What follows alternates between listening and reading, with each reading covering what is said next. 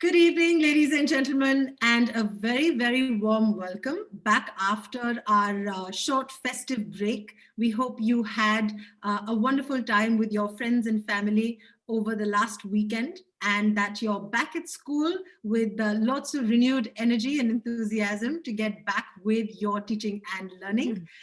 We welcome you once again to High's weekly webinar. My name is Pallavi Divedi, and I'm the founder of Highr. And we're very excited to be talking today about some very interesting ideas around how we get students to recognize their missteps or their failures or their setbacks as opportunities for growth, for moving forward and developing a growth mindset. So before I start today's session, I just very quickly wanted to take all of you over our housekeeping rules. During this webinar today, the panelists cannot see you. The raise your hand feature will not be used, but we will of course be taking in questions from all of you throughout the session. Our panelists will be taking up questions from within her presentation, and we'll be pausing at opportune times to plug in questions that have come in during our registration as well. So if you've submitted your questions in advance, we'll be taking those up today as well. Please use the Q&A box to drop in your questions, and please use the chat for all your general observations, for sharing, for talking to one another and discussing things with one another. We do encourage a lot of healthy debate, but we do request all of you to use the chat box wisely with utmost kindness. As always, webinar recordings and PPTs will be sent across to all of you, and you will be able to go back to the session and review it as well. Last but not the least, something that all of you love doing, which is getting webinar certificates from us. If you want a certificate for today's webinar, here's what you have to do. You can send in a response either as a sketch note or a drawing depicting your takeaways from today's session, or a classroom activity inspired by today's session, or lastly, a 150-word reflection on an idea that you found to be most powerful. And we'd love it if you could send these in to us by Saturday 6 p.m. India time.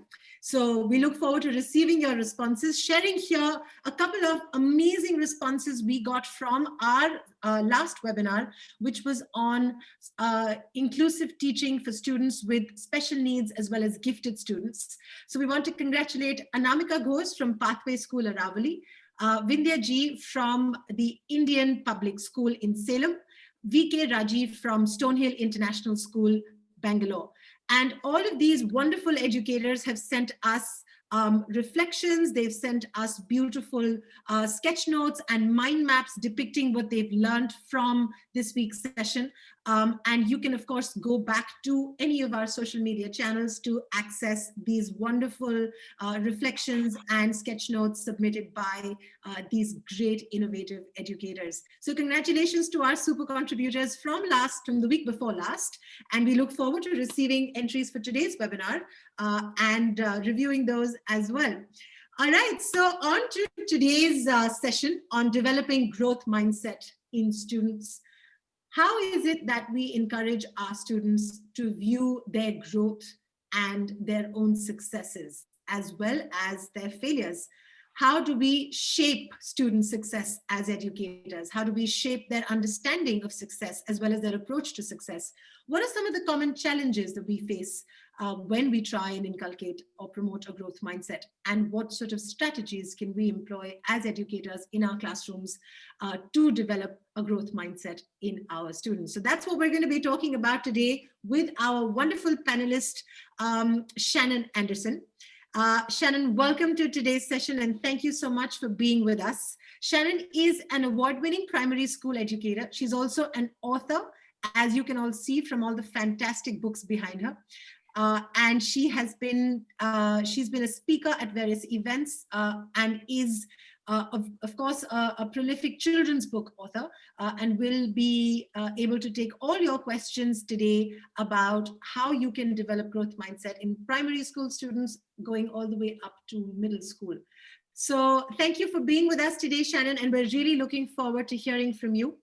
So without further delay, I am going to hand today's session over to you and to have you talk to us about growth mindset. So over to you, Shannon.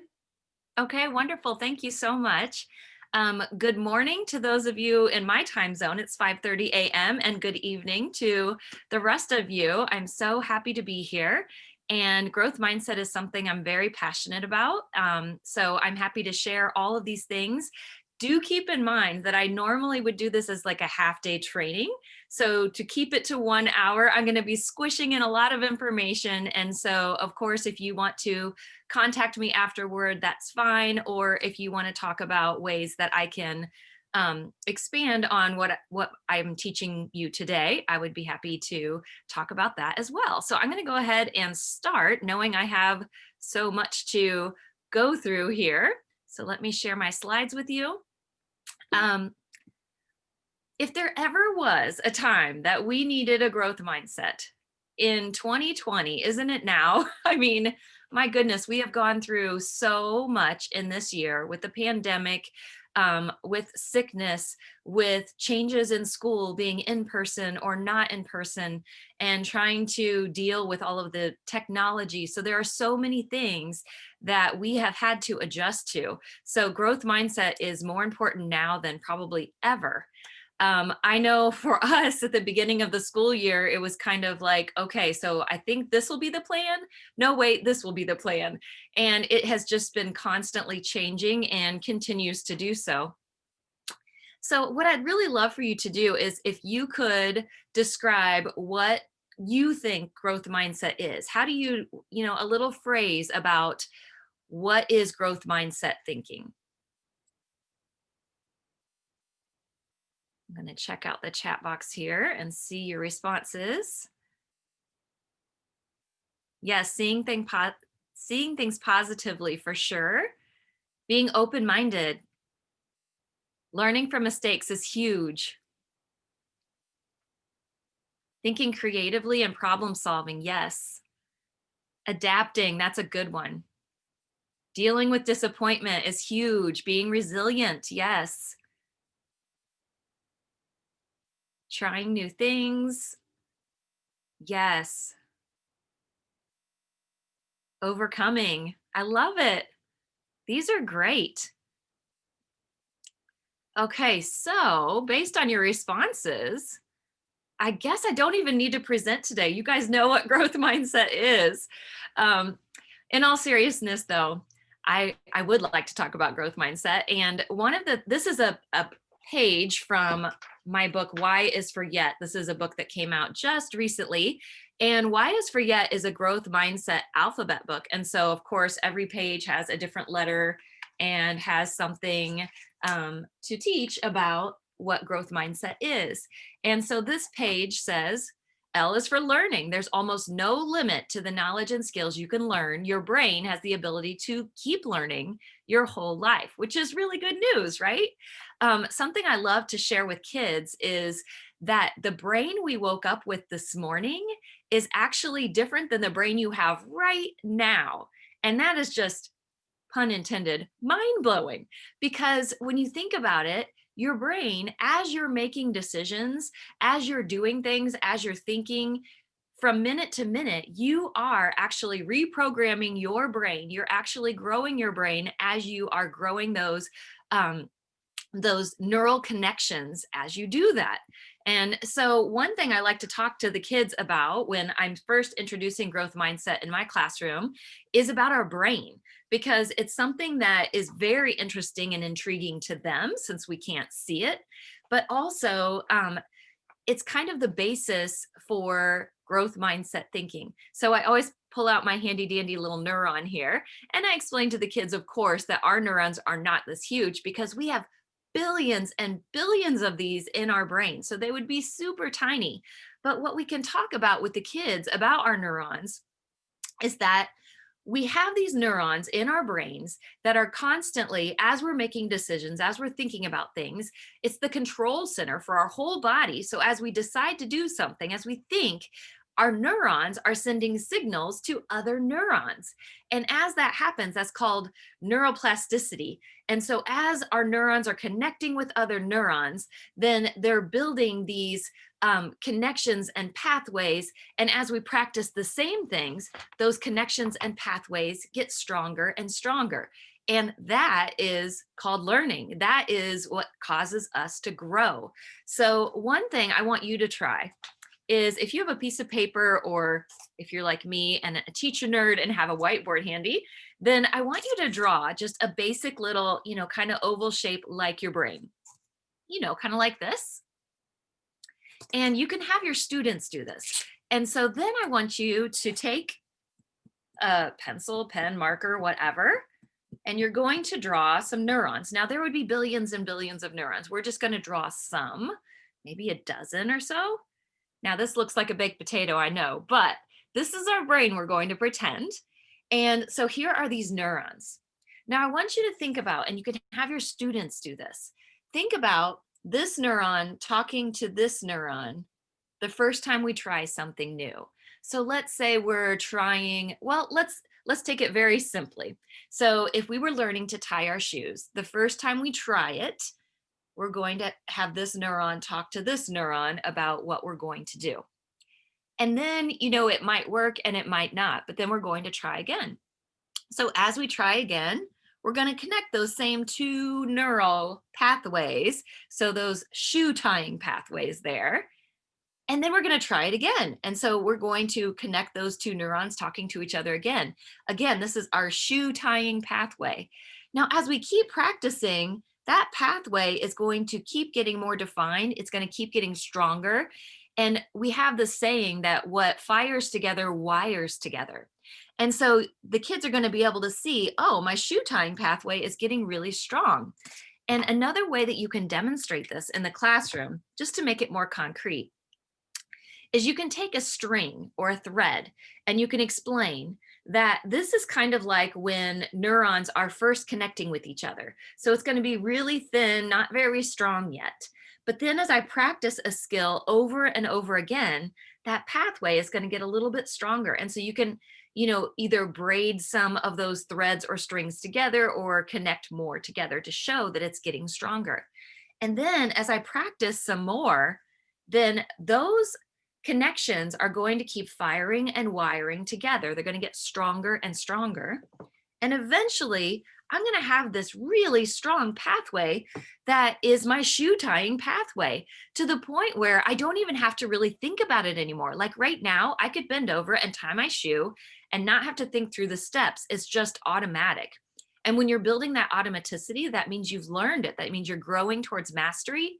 And that's what we need our kids to understand, that as we practice something and as we grow those neural pathways, that learning becomes ours. It becomes part of us. And it's something that we can continue to grow our whole entire lives.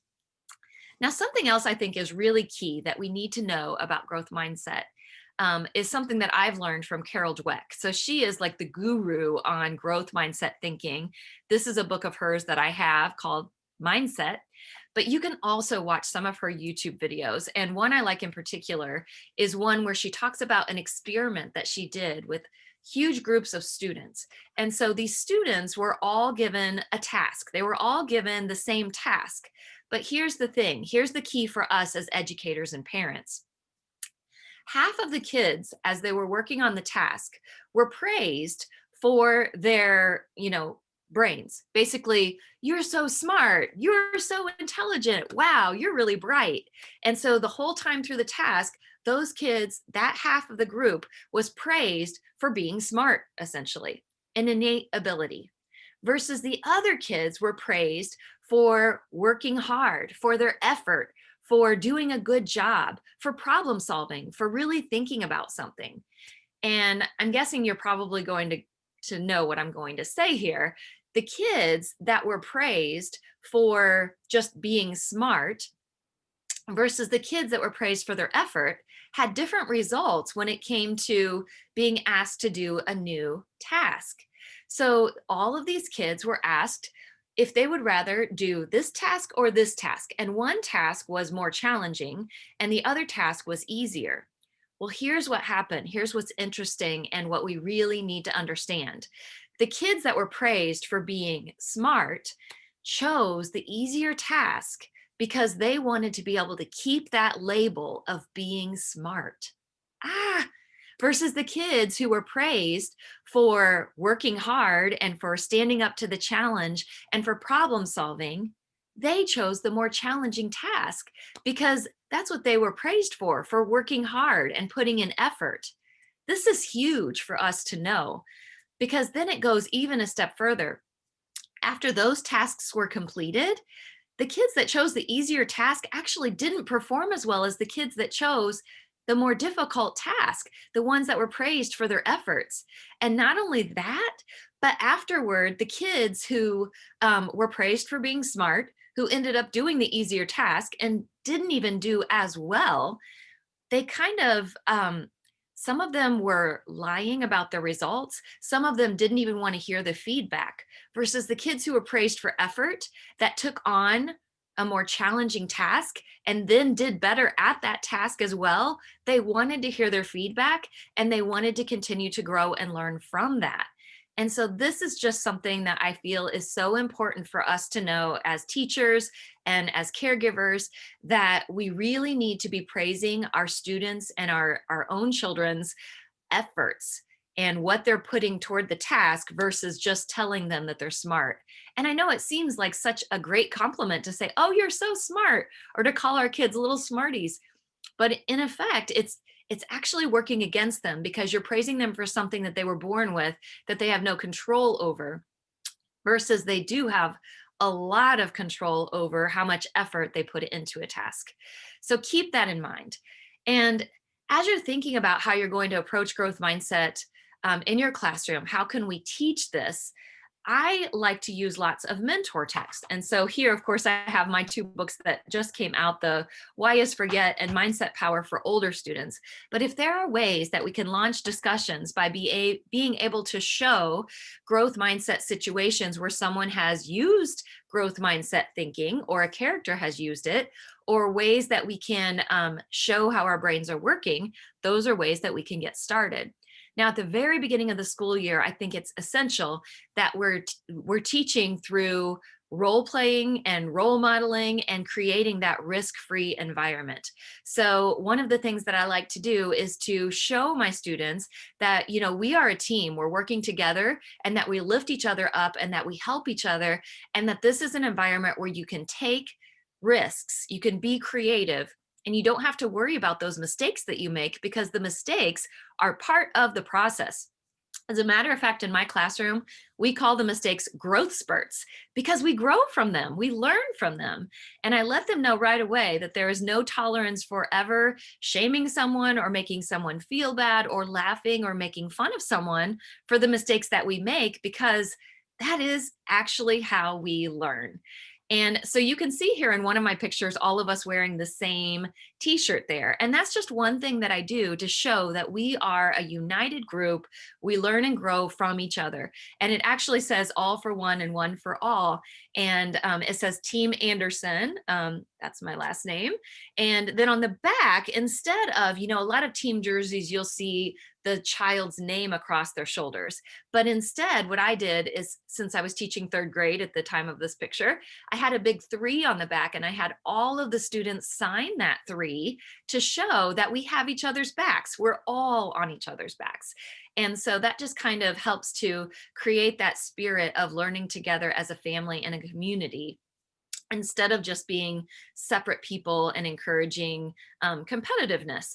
So there are lots of things that you can do to create that community of learning and of helping.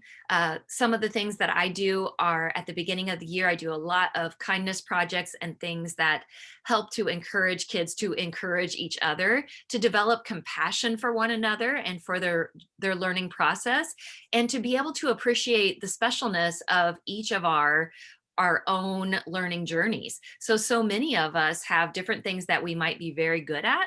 And then there are things that we're still learning, or things that we haven't had much experience with yet. So if you can do things like projects that will promote that, and that will show kids that we're all different and that that is good, then that will help to promote a growth mindset and an appreciation for others. So one thing I do is a little project at the beginning of the year where we take one student each day, and that student at the end of the day is a person that we're going to be writing about. So while that student is sitting there decorating their envelope, all of the other students are writing something about that student of the day.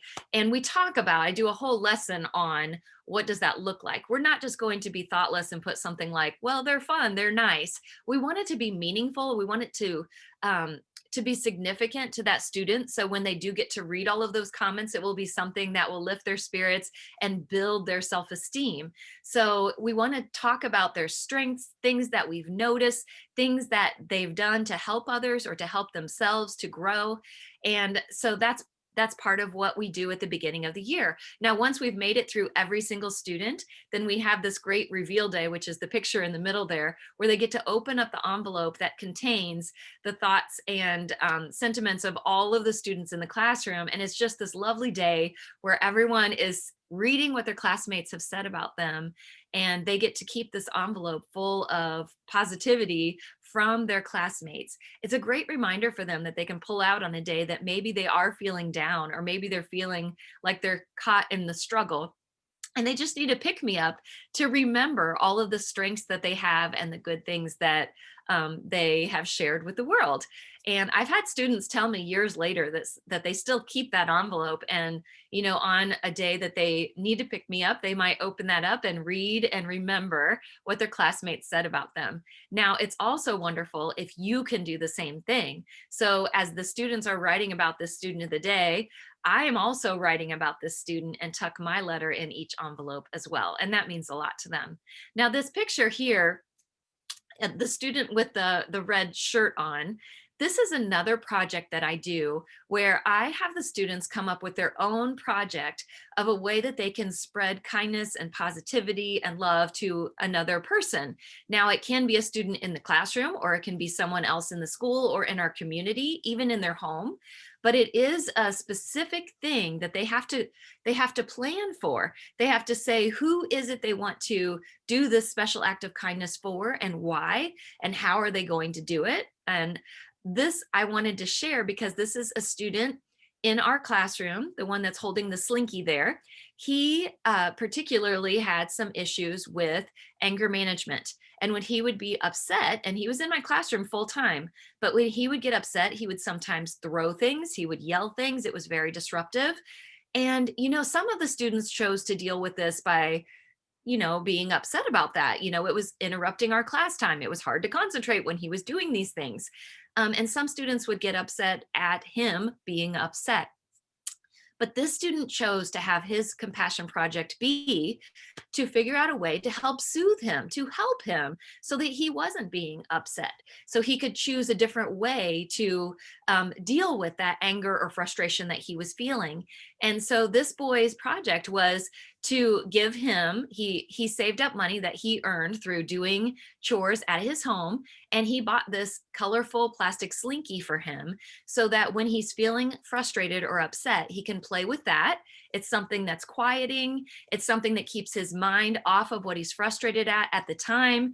And to be honest, the student was a little nervous about giving it to him because he didn't know how he would react, if he would be upset that the student noticed that he was always upset, or if he would appreciate it or not. So he asked me to be there with him when he gave it to him.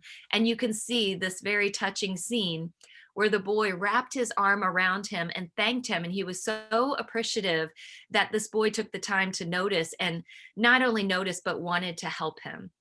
So when we can do things like this at the beginning of the school year to help develop kindness and compassion, that is the atmosphere that we need to have. That's the foundation we need to have to be able to start teaching that growth mindset.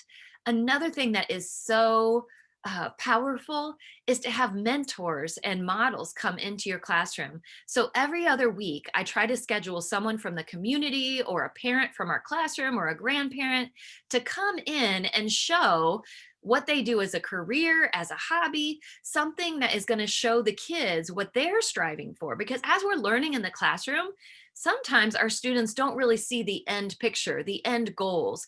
They see learning as learning in itself, but they need to understand that this learning is all for a purpose. It's for a future goal, something that we're going to be learning and contributing in our world.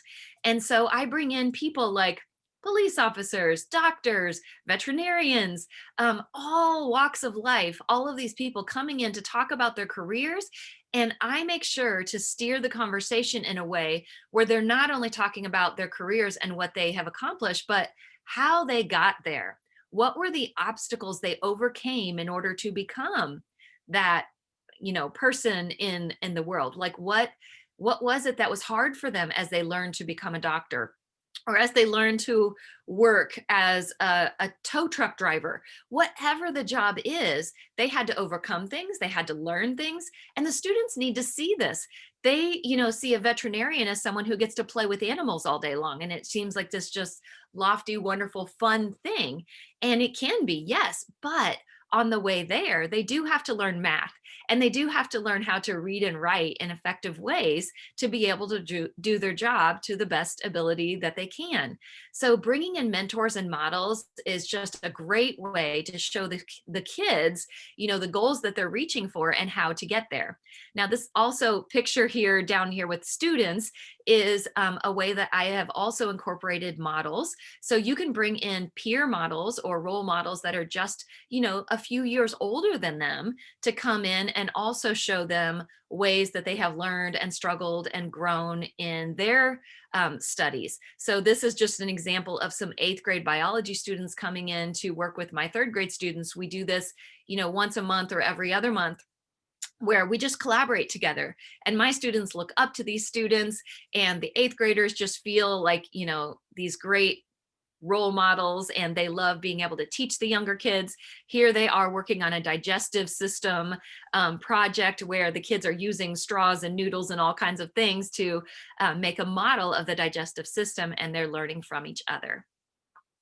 One thing that you can do to teach fixed mindset versus growth mindset at the very beginning is to get the kids thinking about what the difference is. So growth mindset, mindset is just your set of beliefs about something. And growth, of course, the kids are going to tell you are, flowers grow, we grow, things that change and develop. And that's exactly what growth is referred to with growth mindset. We're talking about how our brains grow and develop, versus a fixed mindset means that, we don't feel like we can continue to grow. And so some of the comments that kids might make, like, well, I'm just not a math person, or I'm not good at drawing, things like that. Even saying, well, I'm awesome at this, is actually fixed mindset thinking, because you're not saying that you can continue to grow. You're saying that you've made it to this certain level. And so obviously it's so important that we're wanting to shift our kids to growth mindset thinking, because we want them to understand that their brains continue to grow their whole lives, and that their mindset makes a big difference on how much it can grow. Now, these pages here that you're seeing, I just created these and I cut these apart so that they're separate little cards, and we do a little matching activity. So I pass these out to all of the students, and then we can talk about, which of these statements are growth mindset thinking and which of these are more fixed mindset thinking. And you can have the kids match up with each other. So someone that has, I'm just not good at this card, would find someone that maybe has one that says something like, you know what? This may just take more time. And they can have a conversation about why thinking this may take more time is more effective in helping you learn and grow and continue and motivate you than just deciding that you're just not good at it. Because then you just kind of give up and you stop. And that's not what we want. We want us to keep going. Now, if you want these cards, they're on my website. It's a free download, shannonisteaching.com. Just go there under my resources tab and you can have those. But that is one way that we can help to have them understand the difference. Now, I usually, when I do this activity, have a pocket chart that has fixed versus growth, and we put then the cards after they've matched up and discussed it together. We'll put those cards under the corresponding labels. You can then keep that pocket chart up, or I also create a chart in my classroom as I'm doing growth mindset lessons. So fixed might be a statement like, I'll never be able to do it, versus a growth mindset that would be against that would be, I just can't do it yet. And yet is such a powerful word that we can teach our kids about growth mindset. Because anytime my kids, I always tell them can't is a bad word unless you add the word yet at the end. So if they say, I can't do this math problem, then I act like I fake a little heart attack, can't. And then they say, yet, I can't do this math problem yet. And yet adds the power there. And so what we need to think about is growth mindset is not just this one thing. We have to break it down. There are so many mini lessons within what growth mindset encompasses, such as growth spurts, what I told you we call our mistakes, resilience, the setbacks that we have, how we can turn them into setups for success, how to persevere, how to set goals and why they're important, how we can learn about our brains and how we can boost their power. We can talk about the success cycle. We can talk about perfectionism and how that keeps us from growing. And we definitely want to talk about positivity, of course. Now, these lessons are not a one and done thing. You wouldn't just have one lesson on resilience and expect the kids to remember it the rest of the year. Just like when you're teaching comprehension skills, you're going to have to keep revisiting that. You're going to keep reminding them when someone is practicing that, you're going to praise that, or you're going to give feedback along the way. You're going to celebrate the successes as they're doing those things. So make sure you're pointing those things out along the way. You're modeling it continually. And when you see kids modeling it, you're pointing that out, that, wow, that is wonderful how you stuck with it, or that you were a problem solver.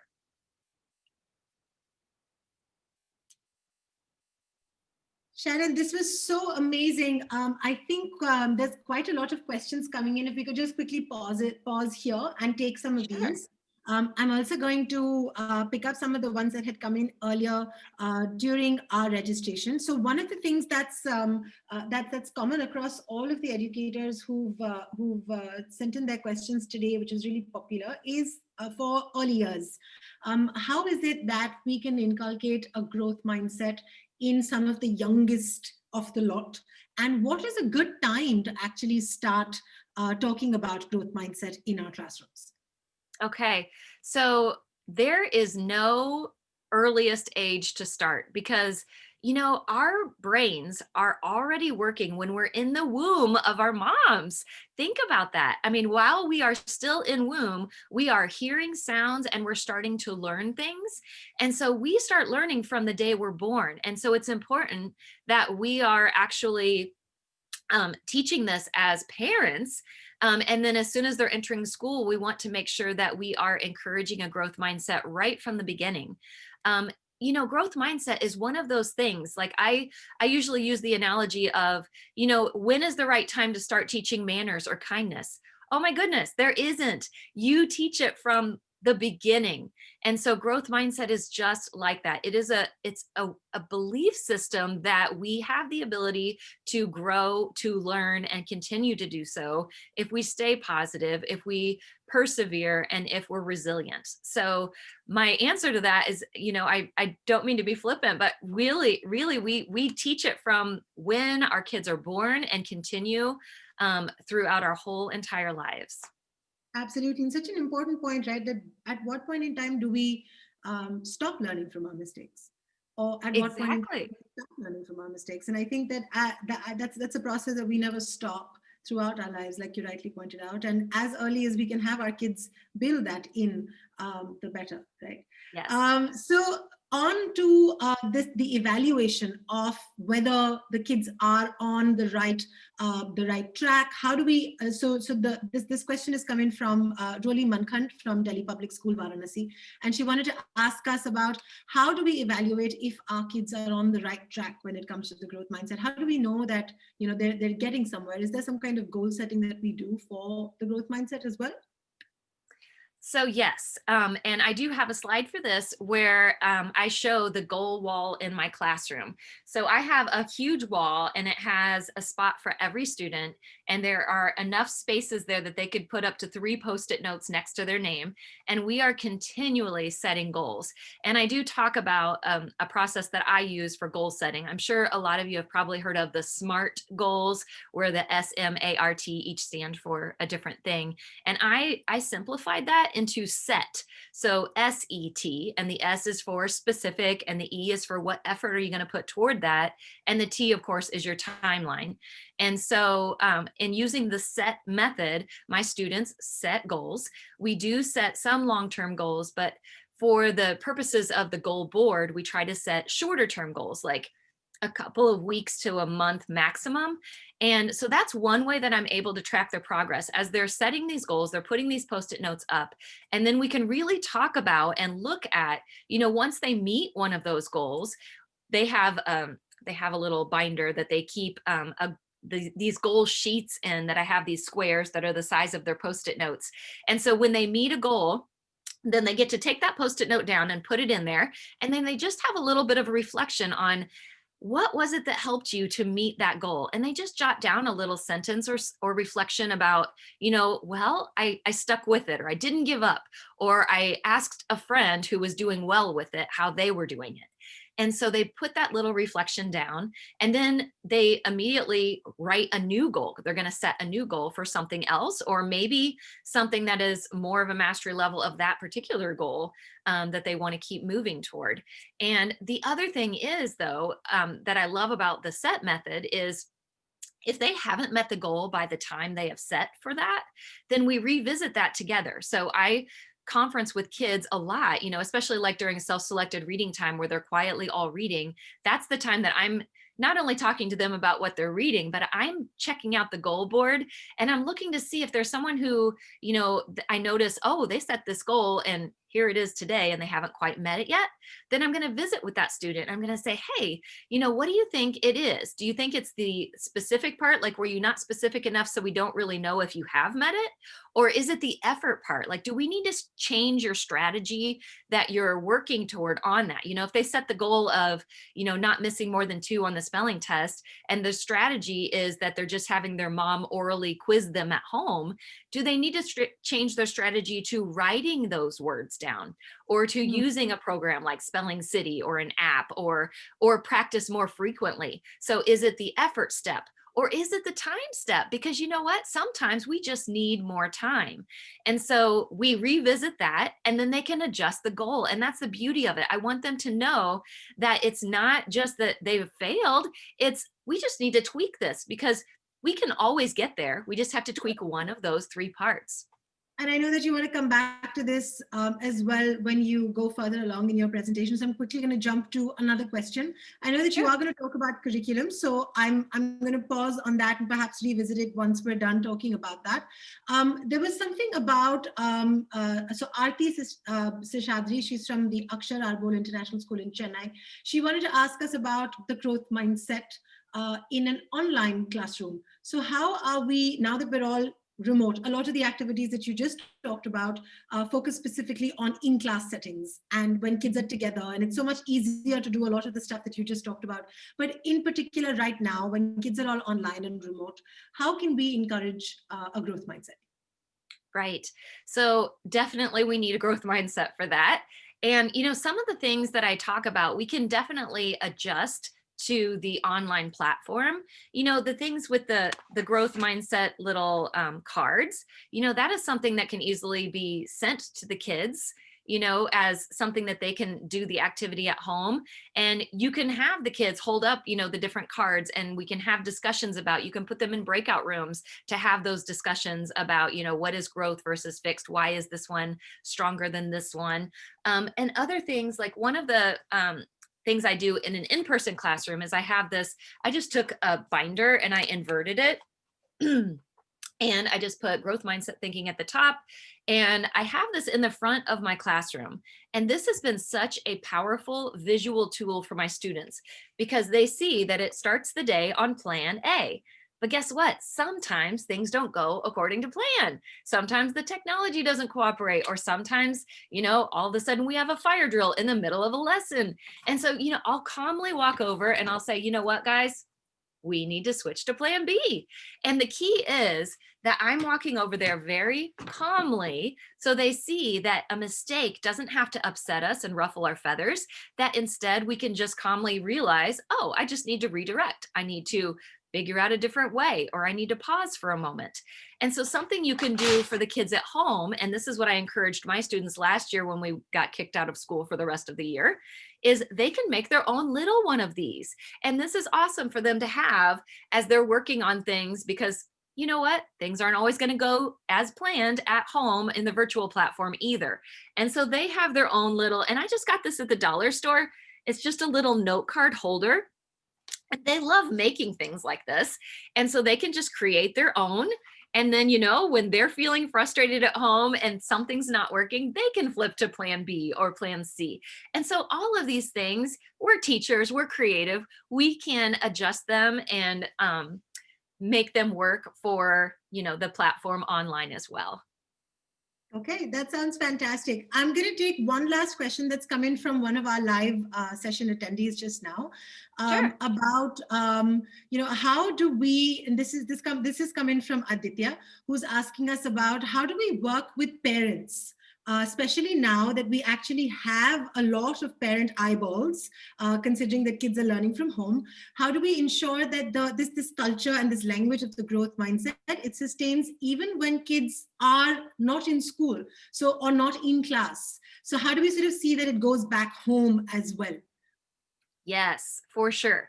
And this is something that I wish when I was a kid that I understood growth mindset, but it wasn't taught when I was little. And this is something that is fairly new. I mean, it's not a new thing. I mean, having a growth mindset has always been good, but we've never really talked about it in this way at this awareness level. And so it is so important for parents. As a matter of fact, I just got an email from a school district yesterday asking me if I can do a training online for their parents in their district that want to participate. So ways that we can just bring in awareness to those parents.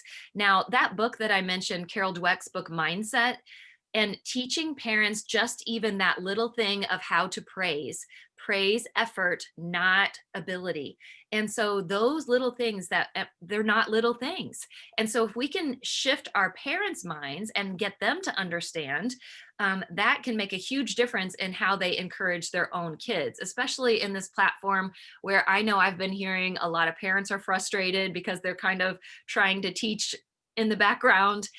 So yeah, if there are ways that you can have training for your parents and, just have it be, a growth mindset workshop that if parents want to volunteer to be a part of, that they can listen in and learn these very important things that are going to help not only their kids, but there are so many times that I give this workshop to teachers and they're like, oh my goodness, I need to do some of this stuff for myself. Absolutely. So Absolutely. yeah.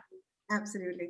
So thanks for that, Shannon. We'll let you continue with the other ideas that you wanted to share today. And I know I'm mindful of the time, so don't worry, participants. Those of you who have sent us questions, we will be coming back to these once Shannon is done with the second half of her presentation, and we'll take them then. So please keep dropping these questions in the chat box in the Q&A, and we'll come back to them soon.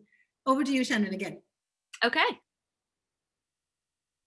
So let's see here. Do I need to? Here we go. All right. So the other thing that we can tell our kids is that we go through this success cycle as we're learning.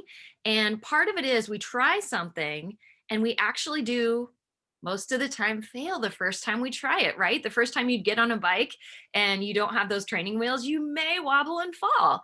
But think of fail as first attempt in learning. So think of the letters standing for that, and it gives you a whole new perspective on, oh, yeah, I guess it is. Kind of like when a scientist does an experiment.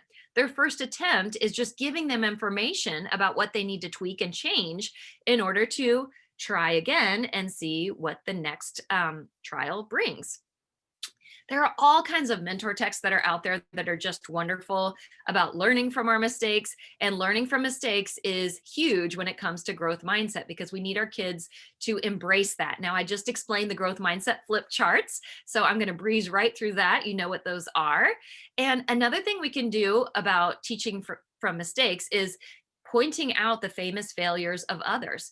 Maybe, people that the students are familiar with, like Einstein or Thomas Edison, famous inventors. For me, since I'm a children's book author, I'm motivated and inspired from Dr. Seuss because I found out he was rejected 27 times before his first book ever was published. That's a lot of failures. And so I remember that when I get a no thank you letter from a publisher saying, no, we don't want to make it into a book, that it's part of the process. So we need our kids to continue to remember that it's part of the process. It's not a bad thing. Now, it doesn't mean it's an easy thing. So when I get a rejection letter or when we fall off our bike, it's not easy, but that's why we have to teach resilience. So here's another picture from my book, Why is Forget? You are resilient when you bounce back from setbacks or obstacles. Struggle can help you grow stronger. And one thing that I like to use a lot of props, as you probably noticed from my brain and my neuron and all of those, I have this little guy. He's a weeble wobble, a little fox. And so if you know anything about weeble wobbles, the whole saying that used to go with the commercial is they weeble and they wobble, but they won't fall down.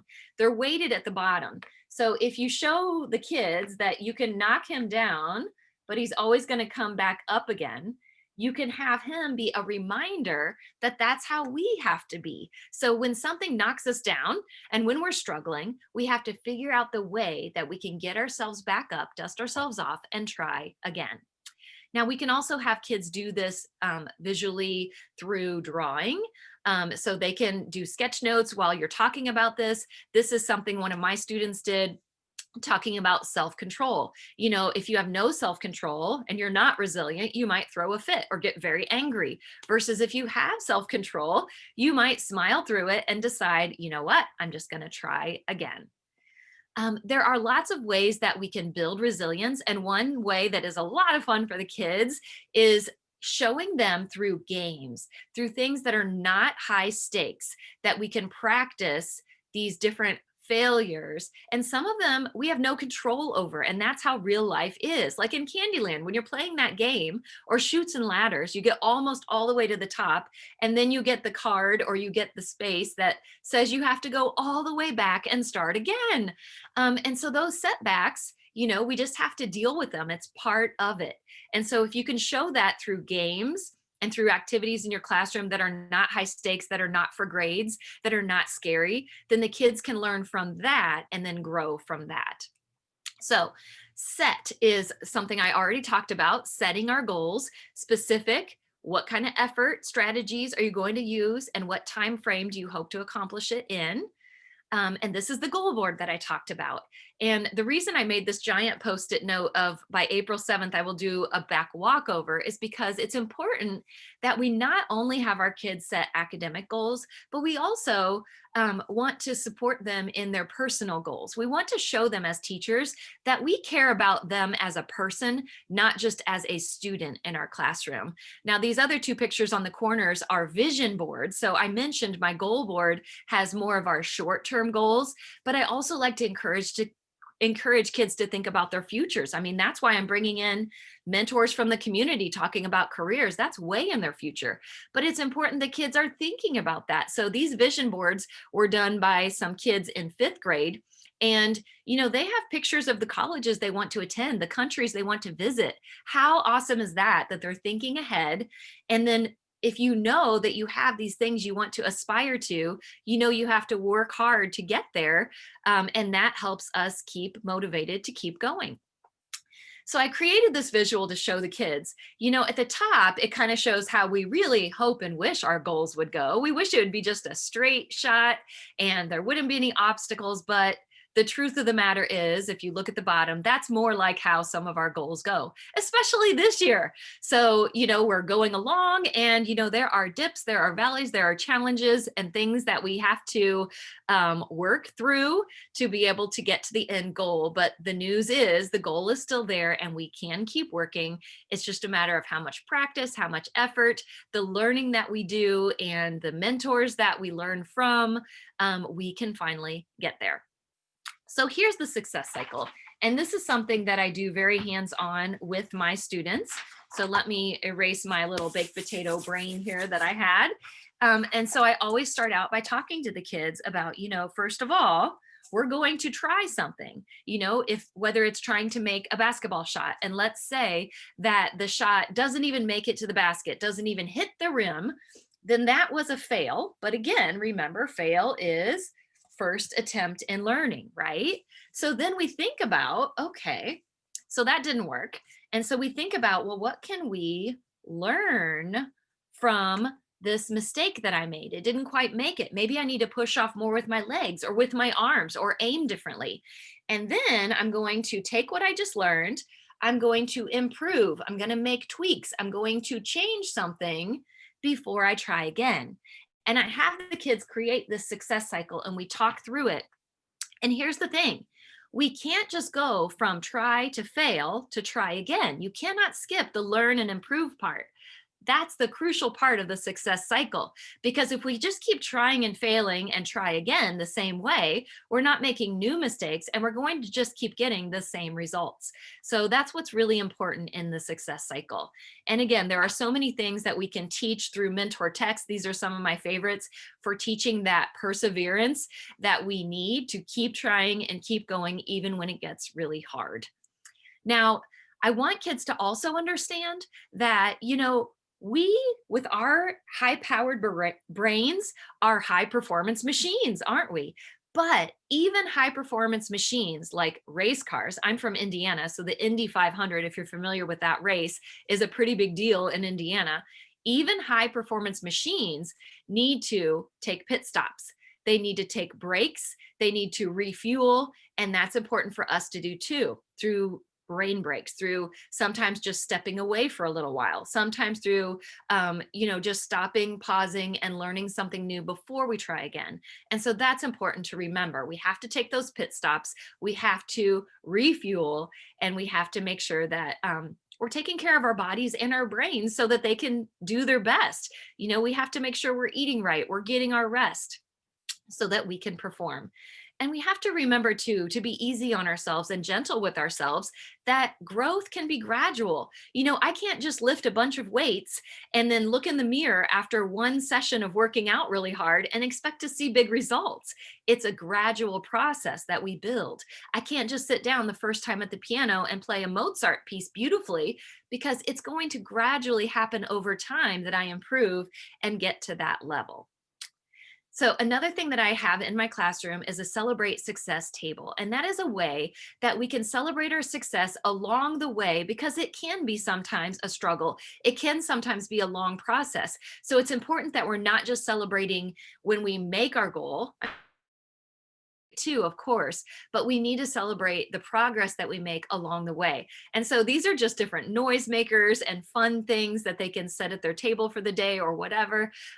When we went to virtual learning last year, I brought my success table home, and I encouraged the kids to find ways to celebrate success from their own home, little noise makers that they might have.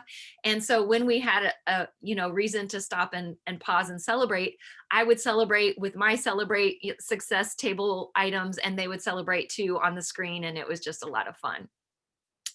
So I know I'm running very low on time here. We're down to the last minute or two. So I just want to encourage you to help kids when they're dealing with doubt, to remember, just like with the what if monster, I have him in my classroom to remind kids that, sometimes we think, well, what if I fail though? Or what if it doesn't work? To flip those what ifs into, but what if it does? And what if you learn something valuable? And what if this is, the best go at it that you've ever had? And so trying to help kids deal with doubt and stay positive. So you've heard the saying, the glass is either half full or half empty, depending on your perspective. Help the kids to see that it is half full and that you can continue to fill it up. Optimism is, of course, so important. And part of that we can keep them motivated and excited is by giving them choices on their input and their output. And what I mean by that is giving them choices on their input, how they're going to learn, and then in the output, how are they going to show that learning to you? When you're giving them choices, that gives them that agency and that motivation to be able to learn and to show their learning in ways that help them, and that they are being able to show their strengths. Using analogies like, flowers versus weeds.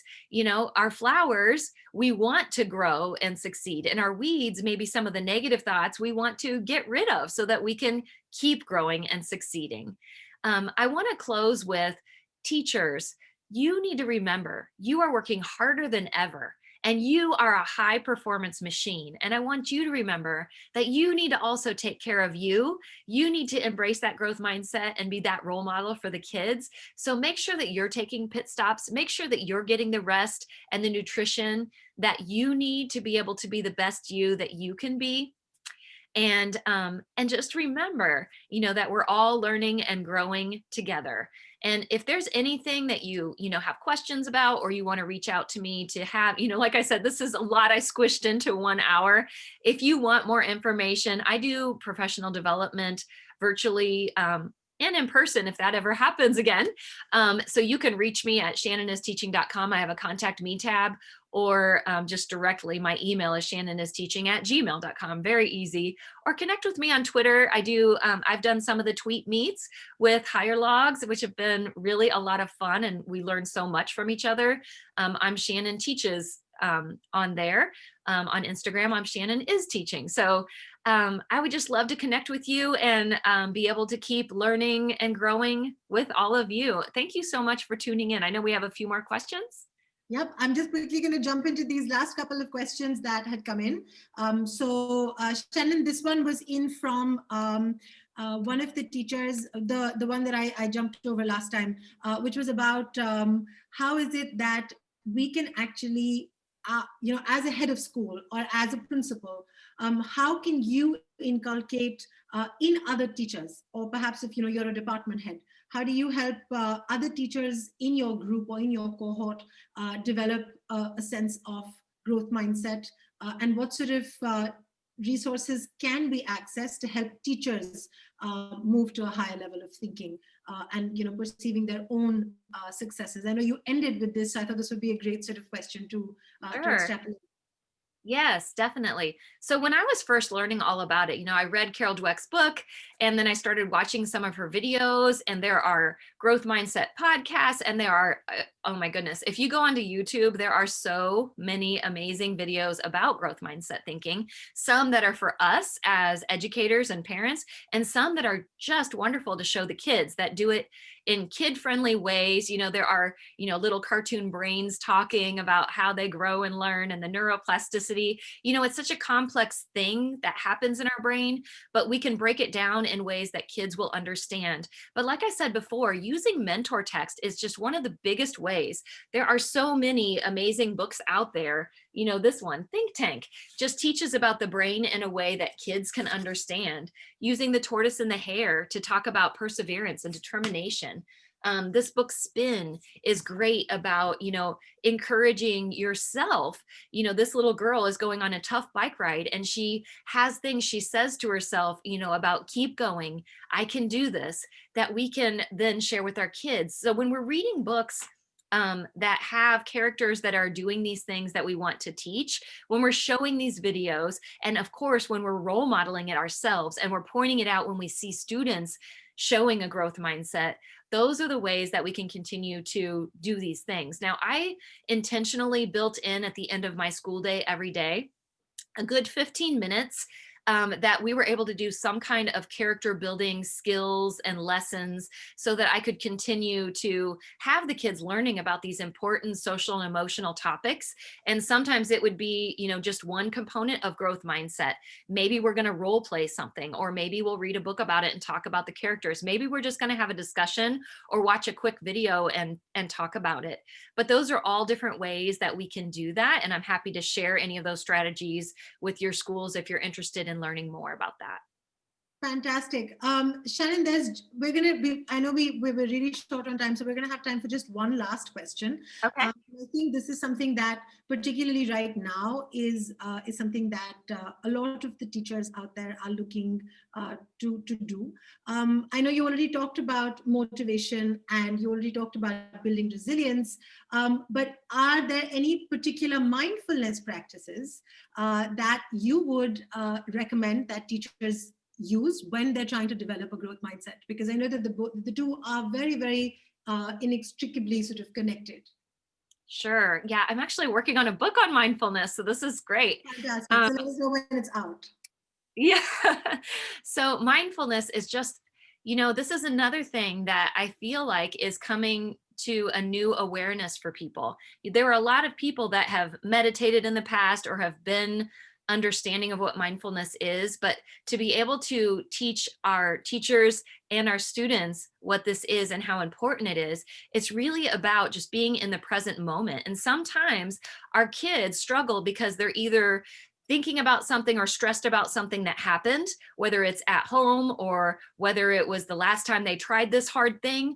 Or we find that kids are stressed about the future, like what's going to happen or the test that's coming.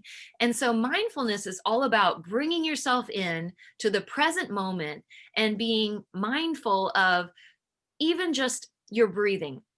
Or, you can look at the clock. You can think about how your hands feel on your lap. Just being able to bring yourself to a moment of just peace and not worrying about the past or the future, just taking a deep breath and kind of resetting your brain. There are things that you can do that are, not just in the moment like that. Like when you're in the classroom, I tell my students, you can do something where you're just sitting and you're taking those deep mindful breaths and not thinking about the past or the future, just taking a little pause and resetting, a little pit stop, if you will. But there are also things you can do, like I've had kids do belly breathing, where we'll lay down on the floor and they'll take, what I've had them use just because it's handy is they all have a little dry erase eraser at their spot. And so they'll take their dry eraser while they're laying on the floor, set it on their belly, and they'll take a deep breath in, mindful of that they're raising that eraser up. And then as they exhale, it's coming back down. And just thinking about that clears your mind of any other things that are going on. You're just thinking about your breathing. There are mindfulness things like on Go Noodle that you can do for brain breaks that just bring kids back down to a level of peace and releases that anxiety they might be feeling, that can just help reset us so that we can be our best and not be in a state of stress. Because if we downshift into that part of our brain where we're in flight or fight method, we don't want to be in that spot, because we don't learn and grow from that spot. We learn and grow from a place of openness. And so, yes, mindfulness is a big part of it. That's fantastic. And thank you for that wonderful note at the end about how, we sort of grow from an open space. And I think, Shannon, today's session has really helped us grow a lot. It's helped us understand growth mindset so much better. And all of those wonderful activities that you shared, I think they were so useful and so handy and ready to use immediately in classrooms. And I'm sure that a lot of the teachers today are going to go back into their classrooms and be able to readily apply everything that you talked about today. And so thank you for that. And it's great to see the participation that we had today and the great questions that came in. So thank you, participants, for keeping this interaction going, for sharing your thoughts and your ideas as well as sending in all of these interesting and insightful questions that are, of course, useful for other participants when they come in to the session as well. So thank you so much, everybody, for being a part of today's session. Do remember that for the certificates for this webinar, you'll need to send in your submissions via the Google form that's going to be in the chat right now. So you can copy that, or it'll also be emailed to all of you with the panelists' presentation from today, as well as today's session recording. So we'll be sending that out to you via email. You can take a look at Shannon's lovely PPT, which she shared with us today as well, to review and revise and revisit the great activities and ideas that she's shared. So thank you once again, everyone, for being here today. Thank you, Shannon, for the wonderful session. And we look forward to hearing from all of you and sharing your insights with us on what you learned today. And we look forward to having you back again with us next week for our next weekly webinar. Thank you, Shannon, and thank you, participants. Have a wonderful weekend ahead. Thank you so much for having me. I see in the chat a lot of people asking, please share your ID. So it's shannonisteaching.com. And with your presentation. Okay, wonderful. And just to let you know, when you go there, you can sign up for my newsletter. I share ideas for teachers the first Friday of every month, and I would love to share them with you. Fantastic. So there you go. More ideas coming your way, everyone. Do sign up for Shannon's newsletter as well. And we will, of course, be sending you all her resources from today's session in your inbox. So bye-bye for now and see you next week. Thank you so much.